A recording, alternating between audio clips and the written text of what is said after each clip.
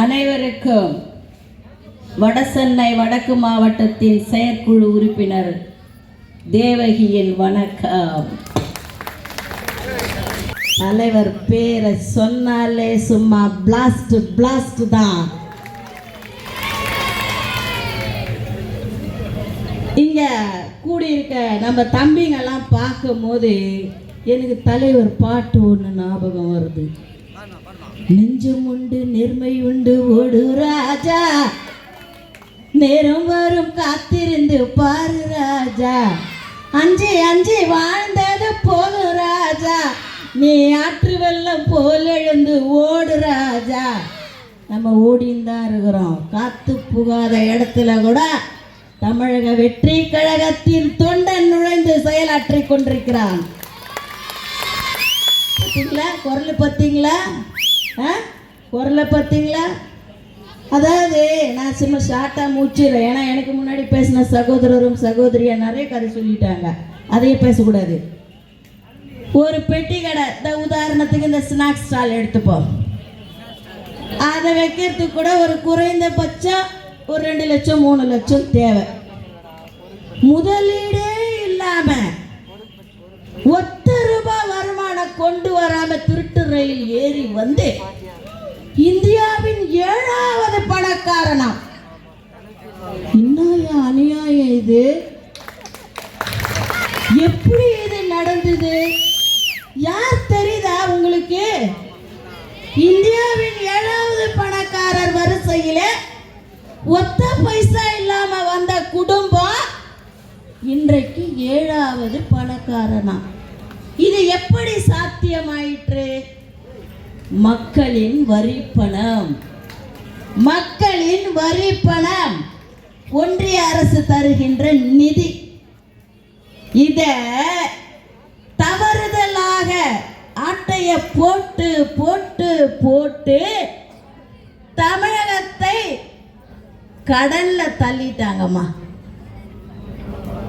இந்தியாவிலேயே கடல்ல இருக்கிற ஒரே மாநிலம் தமிழ்நாடு தாமா. காரணம், அந்த பேருக்கும் புகழுக்கும் காரணம் அறிவாளிகளின் தலைவர் முத்துவேலர் கருணாநிதி ஸ்டாலின் அவர்கள். எவ்வளவு பெருமையா இருக்குது இதெல்லாம் சொல்லும் போது. மந்திரி ஒரு கார்ல போறாரு, மந்திரி பொண்டாட்டி ஒரு கார்ல போறாங்க, மந்திரி புள்ள ஒரு கார்ல போறாரு, பொண்ணு ஒரு கார்ல போறாங்க. இவங்களுக்கு ஓட்டு போட்ட பாவத்துக்கு நம்ம ஓட்டு பஸ்ஸை தள்ளின்னு போயின்னுக்கிறோமா. என்னன்னா அவங்க சொல்றாங்க, இந்த பக்கம் மஞ்சா பஸ் போகுது, அந்த பக்கம் பச்சை பஸ் போகுது, நடுவுல பிங்க் பஸ் போதும். யாமா சிரிக்கிறீங்க? நடுவுல பிங்க் பஸ் போதும்.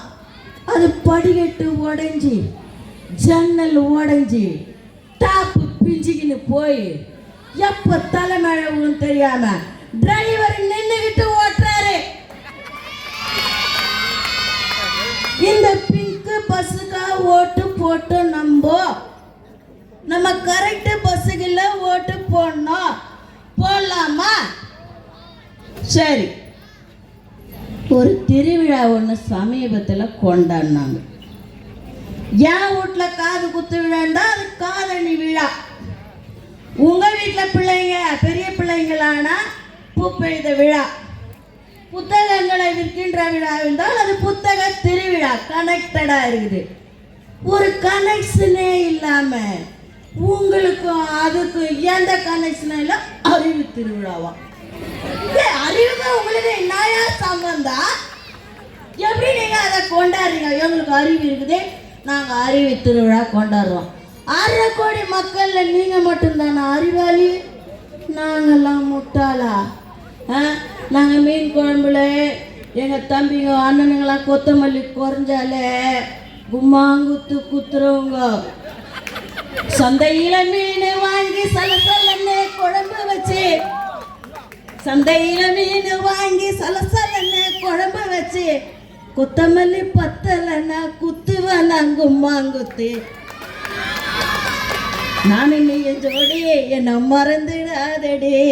மக்களே 2026 குத்து குத்து குத்துணும்னு தம்பி சொல்லியிருக்கிறாரு. மறந்துடாதீங்க, கவனமா இருங்க.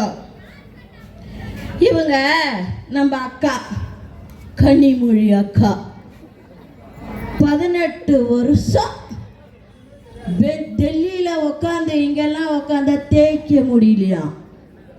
டெல்லியில போய் எம்பி சீட்டை வாங்கி பெஞ்சு தேய்ச்சி நின்றாங்க. எத்தனை வருஷம்? 18 வருஷம். ஒரு புண்ணியம் இந்த தமிழ்நாட்டுக்கு செஞ்சு இருப்பாங்களா? ஏமா கனிமொழி அக்கா எங்கக்கா இருக்கிற? டெல்லியில இருக்கிறியா சென்னையில இருக்கிறியாக்கா? தேவிகா அக்கா பேசுறத கேளுங்க. 18 வருஷம் என்னக்கா பண்ணீங்க? இப்ப வந்து அன்னைக்கு நான் சொன்னேன், நான் வந்தால் கேஸ் 500 ரூபாய்க்கு கொடுப்பேன், பெட்ரோல் டீசல் விலையை குறைத்து விடுவேன், விவசாய கடனை ரத்து செய்து விடுவேன், படிப்பு கடனை ரத்து செய்து. ஒண்ணுமே செய்யலையோ? எங்க போய் ஒண்ணுங்கிற? அப்ப எனக்கு என்ன தோணுது, உன்ன மனமுள்ள பொண்ணு என்ன மருதையில கேட்டாங்க,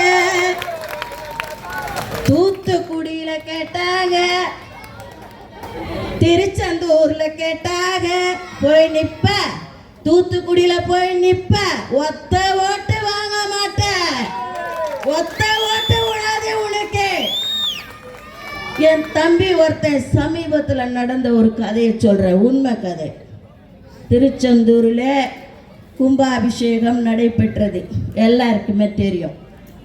தம்பி போனான். நம்ம வந்து கோயிலுக்கு குறை சொல்றதுக்கு போவோம், இல்லை நன்றி சொல்றதுக்கு போவோம். இது 2 விஷயம்தான். ஒன்று நம்ம குறைய சொல்லணும், இல்லை நன்றி சொல்லணும் சாமிக்கு. இவன் எந்த கதைக்கு போனானோ அவனுக்கு என்ன பாதிப்போ என் பிள்ளைக்கு. அங்கே போனான், நெருக்கம், அவ்வளோ நெருக்கம், கும்பாபிஷேகம் நேரம். கிட்ட போயிட்டான். மூலவரை பார்த்த உடனே, முருகா 2026 ஆட்சி மாற்றத்தை கொண்டு வா முருகா அப்படின்னா. சரி, அவன் தான் சொன்னான்னா அங்க இருந்த பக்தர்கள், ஆமா முருகா அரோகரா, அவன் ஏதோ தாக்க இருந்திருக்கே அவன் சொல்லிட்டான். சுத்தி இருந்த பக்தர் கூட்டம், ஆமா முருகா அரோகரா. திருச்செந்தூரிலே அன்னைக்கு ஆட்சி மாற்றம் ஏற்பட்டு விட்டது. இதான் உண்மை. இங்க இந்த வாடகை வாயெல்லாம் வந்து காலையில் ஆனால் கோபாலபுரம் போய் பொட்டி வாங்கிக்கினேன், நான் மான் ஊறுகாய் சாப்பிட்டேன். இதுக்கே உன்ன தேசிய விலங்குகள் பாதுகாப்பு சட்டத்தின் கீழ் கைது செய்ய வேண்டும். எப்படி நீ சொல்லுவ? ஏன் இந்த கவர்மெண்ட் வேடிக்கை பார்த்துன்னு இருக்குது? 2வது, இந்த எஸ்ஐஆர் தேர்தல் ஆணையம் ஒரு தகவலை தந்திருக்கிறது. கொளத்தூர் தொகுதியிலே வெற்றி பெற்ற வேட்பாளர் 4639 கள்ள ஓட்டுகளை பெற்று வெற்றி பெற்றிருக்கிறார். யாரு? நம்ம முதலமைச்சர் ஸ்டாலின் அப்படின்னு தேர்தல் ஆணையம் சொல்லி, அங்க இருக்க நிதி அமைச்சர் நிர்மலா சீதாராமன் அதை உறுதிப்படுத்துகின்றார். ஏன் அந்த வெற்றியை நீங்கள் கேன்சல் பண்ணக்கூடாது? ஏன் பண்ணல?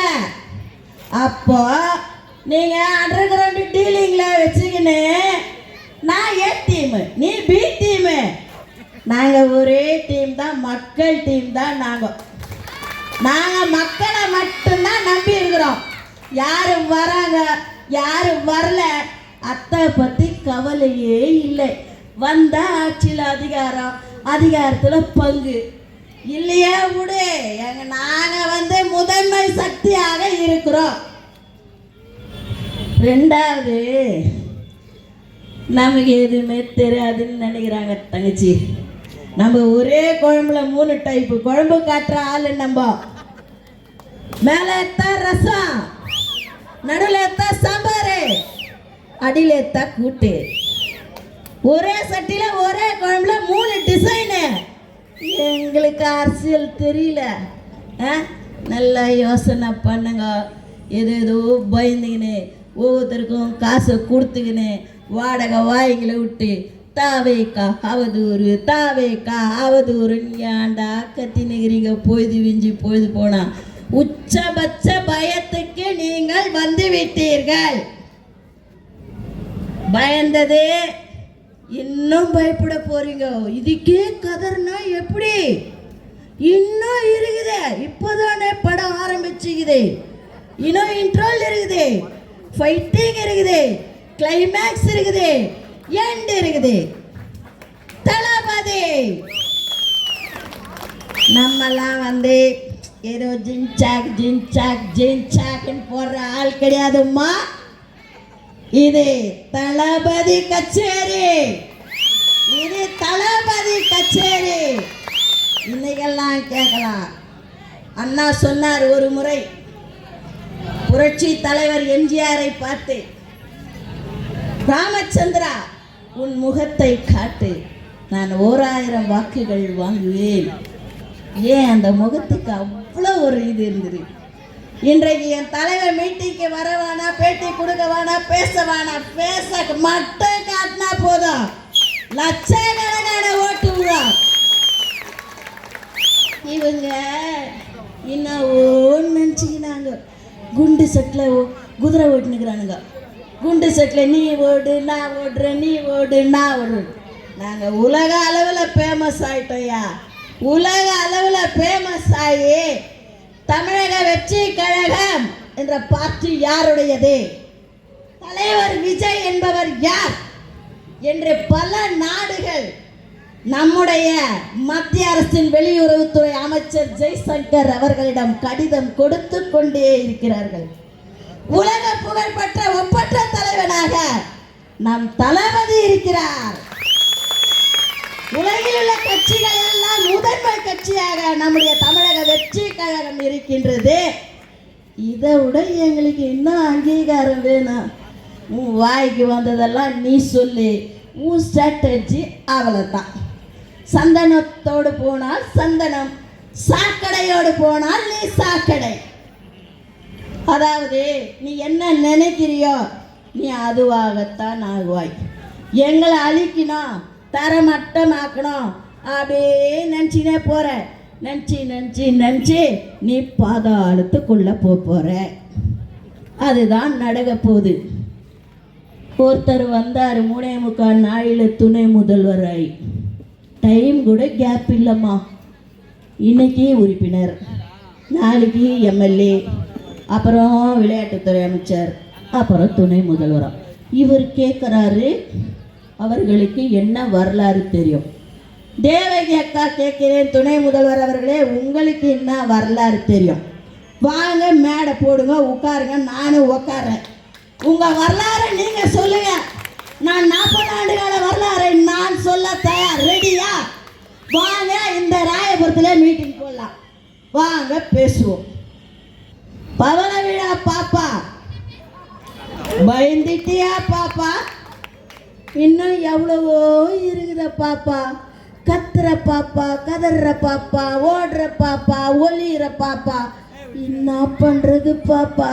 சோழி முடிஞ்சிச்சு பாப்பா, சோழி முடிஞ்சிருச்சு. குறி வைக்க மாட்டோம். வைத்தால் குறி தவறுமானால் குறியே வைக்க மாட்டோம். குறி தவறுமானால் குறியே வைக்க மாட்டோம். ஒரே ஒரு உண்மை, என்னுடைய 40 ஆண்டுகால அரசியலை நான் பார்த்து கொண்டிருக்கிறேன்.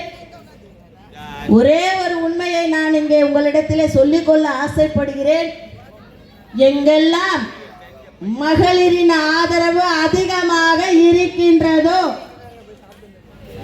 தாய்க்குலத்தின் ஆதரவு எங்கெல்லாம் தலைமைக்கு இருக்கின்றதோ, நிச்சயமாக அந்த தலைமை வெற்றி பெறும். எம்ஜிஆர் தாய் குலத்தால் தான் ஜெயிச்சார். புரட்சி தலைவியும் தாய் குலத்தால தான் ஜெயிச்சாங்க. நம்ம புரட்சி தளபதியா தாய் குலத்தின் வாக்குகள் தான் அதிக அளவிலே பதிவாக போகின்றது. காரணம், நிறைய பாதிக்கப்பட்டிருக்கோம் இந்த திமுகவின் அடாவடி அரசியலால்.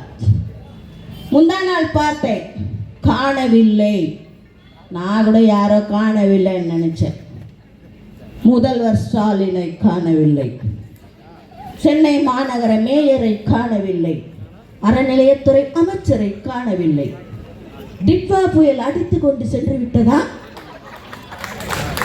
எங்கே சென்றார்கள்? ஏசி ரூமிலே உட்கார்ந்து கொண்டு புயல் போய்விட்டதா, வந்து விட்டதா?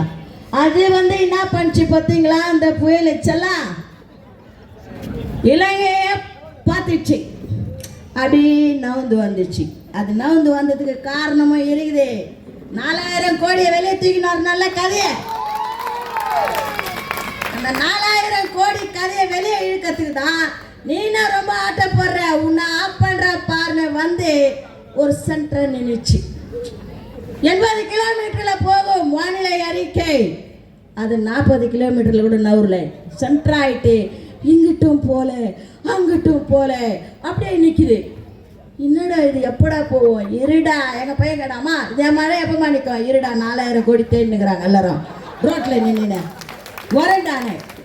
அதே மாதிரிதான் மேடான பகுதியில நின்று கொண்டு துணை முதல்வரும் இந்த மேயரும் தண்ணீர் வந்ததாக, வெள்ளம் வந்ததாக எந்த ஒரு அறிவிப்பும் இல்லை. 84,000 பேருக்கு உணவு வழங்கப்பட்டது. 40,000 படகுகள் தயார் நிலையில் இருக்கிறது. 24,000 ஹெலிகாப்டர்ஸ் தயார் நிலையில் இருக்குது. எங்க மேட்டு மேல நின்னுக்கணா? பள்ளத்துல இறங்கி தனியா இருக்கு காலவை எதுக்கு உனக்கு அந்த மேயர் போஸ்ட் கொடுத்தாங்க. நான் கூட சந்தோஷப்பட்டேன். இளம் வயதிலே 29 வயதிலே என் இனத்தை சார்ந்த ஒரு பெண் மேயராக இருக்காங்க. எவ்வளோ பெரிய ஆளுங்கள்லாம் அழகு செய்த சீட் அது. அதுல உக்காந்தேனே, எனக்கு இவர் தான் குரு.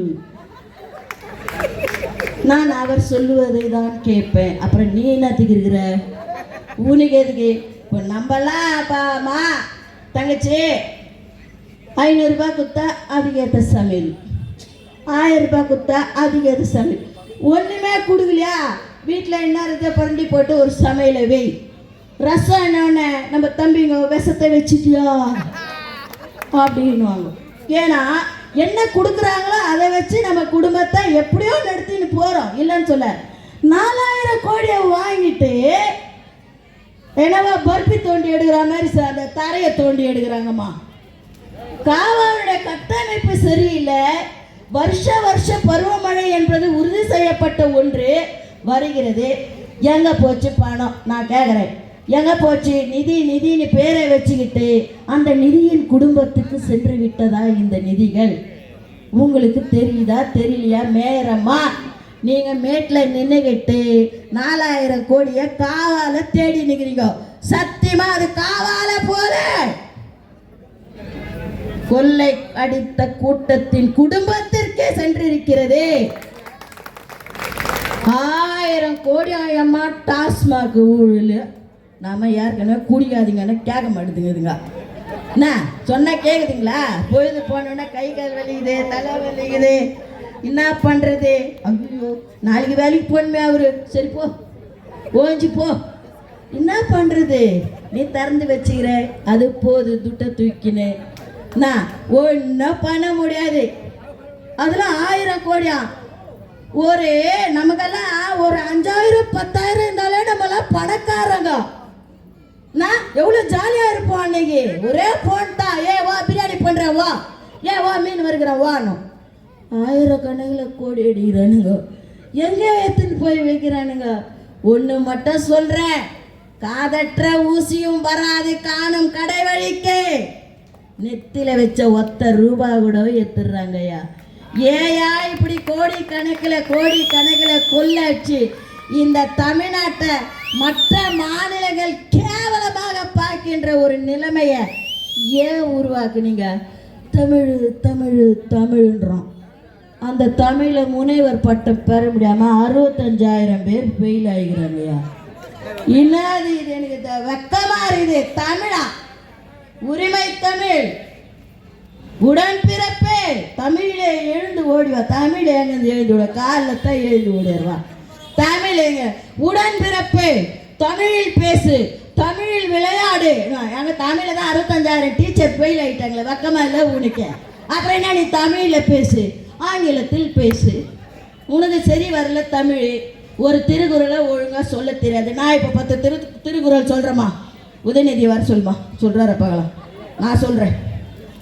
இந்த மாதிரி வாயை திறந்தாலே பொய்யை பேசி பேசி பேசி ஒன்றும் இல்லாமல் ஆகி ஒரே ஒரு வெளிச்சம் வந்து விட்டது. எதிர்குரல் கொடுக்க கேட்க அந்த வெளிச்சத்தின் பின்னால் தமிழகம் மட்டுமல்ல உலகமே சப்போர்ட்டிங்காக இருக்குது. அந்த வெளிச்சம் நம்ம தளபதி தான். நாம் என்ன பண்ணணும், அந்த இருட்டு அரக்கன்களை, இந்த தற்குறிகளை, இந்த தத்திகளை அடியோடு வேறறுக்க தளபதியாருக்கு கொடுக்கும் சின்னத்திலே நாம் முத்திரையிட்டு தமிழகத்தின் நிரந்தர முதல்வர் தளபதி என்று நாம் வாக்களித்து அவரை சென்ட் ஜார்ஜ் கோட்டைக்கு அனுப்ப உங்களை வேண்டி விரும்பி கேட்டுக்கொள்கிறேன். எனக்கு இந்த வாய்ப்பை அளித்த இந்த மாவட்ட கழகத்திற்கும் என்னை இங்கே அனுப்பி பேசிவிட்டு வாங்கலம்மான் அனுப்பிய என்னுடைய மாவட்ட கழகத்து செயலாளர் சிவா அவர்களுக்கும் இணை செயலாளர் ஜெகன் அவர்களுக்கும் நன்றி பாராட்டி உங்கள் அத்தனை பேரும் சந்தித்ததில் எனக்கு மிக்க மகிழ்ச்சி. எனக்கு இந்த பகுதியில் இவ்வளவு மகளிர் சப்போர்ட்டிவ் இருக்கிறது என்னும்போது வருங்காலத்தில் எங்கள் கவுன்சிலர் கூட கேட்பப்பா, கொடுத்துருங்கப்பா. பேச வாய்ப்பளித்த அனைவருக்கும் நன்றி பாராட்டி இடம் சார்கிறேன். நன்றி, வணக்கம்.